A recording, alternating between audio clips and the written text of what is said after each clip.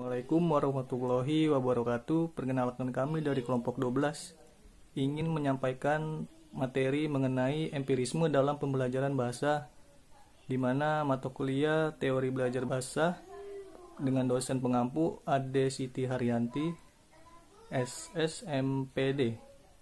Selanjutnya akan diterangkan oleh rekan-rekan saya mengenai materinya. Mohon disimak dan diperhatikan. Terima kasih.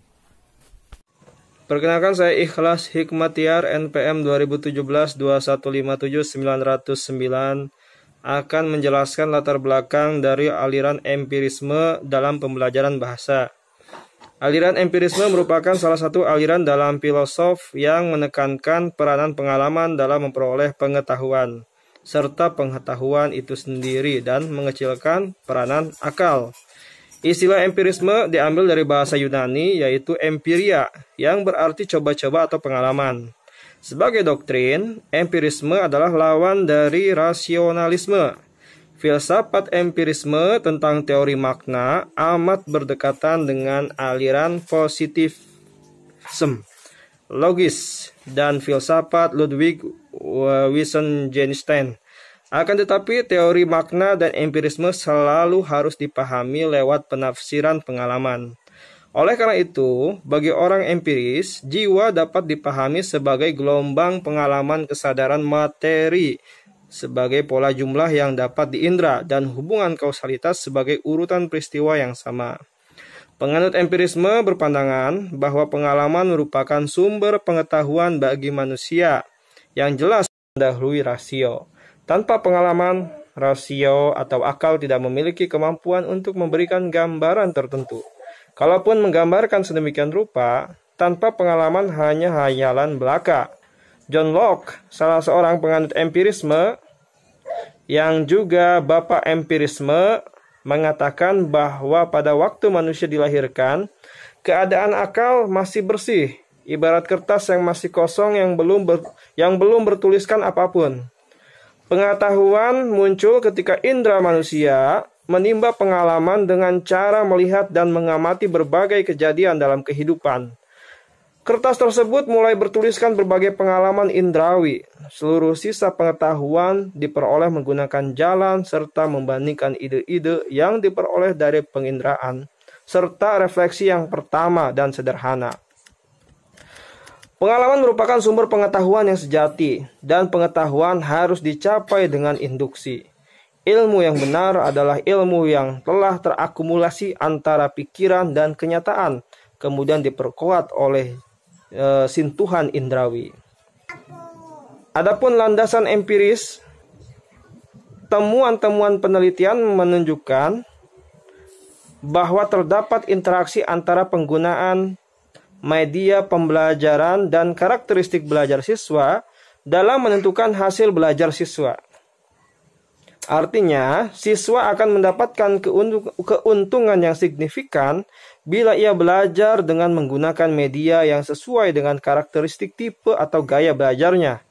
Siswa yang memiliki tipe belajar visual akan lebih memperoleh keuntungan bila pembelajaran menggunakan media visual, seperti gambar, diagram, video, ataupun film. Perkenalkan, nama saya Dewa Unika Sajana dengan NPM 2019-21500-506.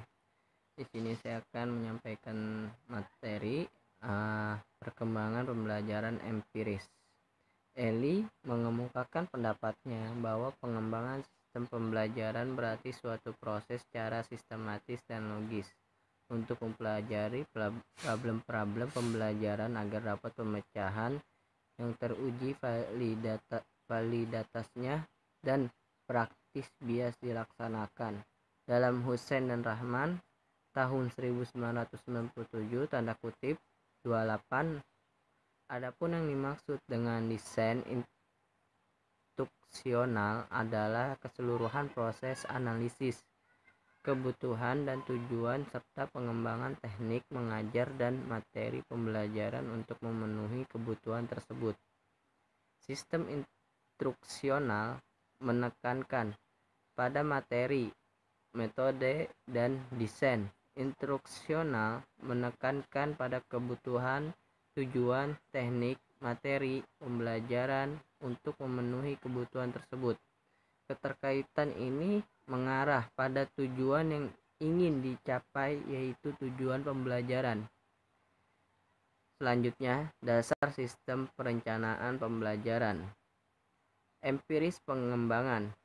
Berdasarkan empiris berarti pengembangan yang berdasarkan pengalaman. Salah satu contoh kegiatan yang bersifat empiris ialah penelitian tentang kurikulum pendidikan. Pada pembelajaran tersebut terdapat keterampilan, yaitu menyimak, berbicara, menulis, serta membaca. Yang kedua, prinsip yang telah teruji. Produser yang dimaksud adalah suatu kegiatan untuk menyelesaikan suatu aktivitas. Aktivitas ini dilaksanakan langkah demi langkah secara pasti dalam memecahkan suatu problem. Sistematis berarti satu langkah dengan langkah lainnya saling berhubungan, saling berpengaruh, saling mendukung yang memungkinkan aktivitas itu berjalan lancar. Baik, selanjutnya materi yang akan disampaikan. Perkenalkan, nama saya Aurelia Naung, NPM 2019-215-00327. Baik, di sini saya akan menjelaskan materi tentang komponen belajar mengajar. A. Tujuan pembelajaran. Langkah pertama proses belajar mengajar ialah tujuan. Tujuan pembelajaran adalah sesuatu yang ingin dicapai siswa setelah menyelesaikan suatu konsep pembelajaran umum. Telah ditulis dalam garis-garis besar program pengajaran. Komponen tujuan pembelajaran adalah suatu tahap kegiatan belajar mengajar yang turut memecahkan problem pengajaran. B. Murid. Murid adalah orang yang melaksanakan pembelajaran untuk mencapai tujuan.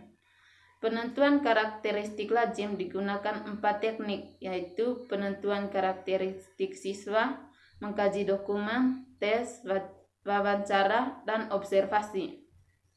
C. Guru. Guru adalah orang yang menggerakkan suatu proses belajar. Keberadaan guru yang profesional mutlak mengkaji proses pengembangan sistem pembelajaran. D. Konsep pembelajaran. Konsep pembelajaran berarti siswa memiliki modal untuk mencapai rumusan tujuan pembelajaran. Proses pembelajaran harus dikembangkan jadi bahan pembelajaran yang memungkinkan warga belajar macam-macam materi pembelajaran, yakni fakta, konsep, prosedur, dan prinsip. E. Pendekatan. Pendekatan berupa suatu pendapat tentang pengajaran bahasa yang didasari falsafah tentang bahasa dan pengajaran bahasa, seperti pendekatan komunikatif dan pendekatan alamiah. Teknik pembelajaran digunakan untuk mengurutkan setiap langkah kegiatan. Teknik yang dapat digunakan seperti pemberian, penjelasan, diskusi. Pendekatan dan metode maupun teknik merupakan subsistem yang digunakan dalam pembelajaran. F. Media atau alat peraga. Penyampaian materi pembelajaran memerlukan media suatu alat. Alat yang digunakan untuk pembelajaran disebut media belajar atau alat peraga. Alat ini hanya digunakan untuk membantu memperjelas siswa kepada hal yang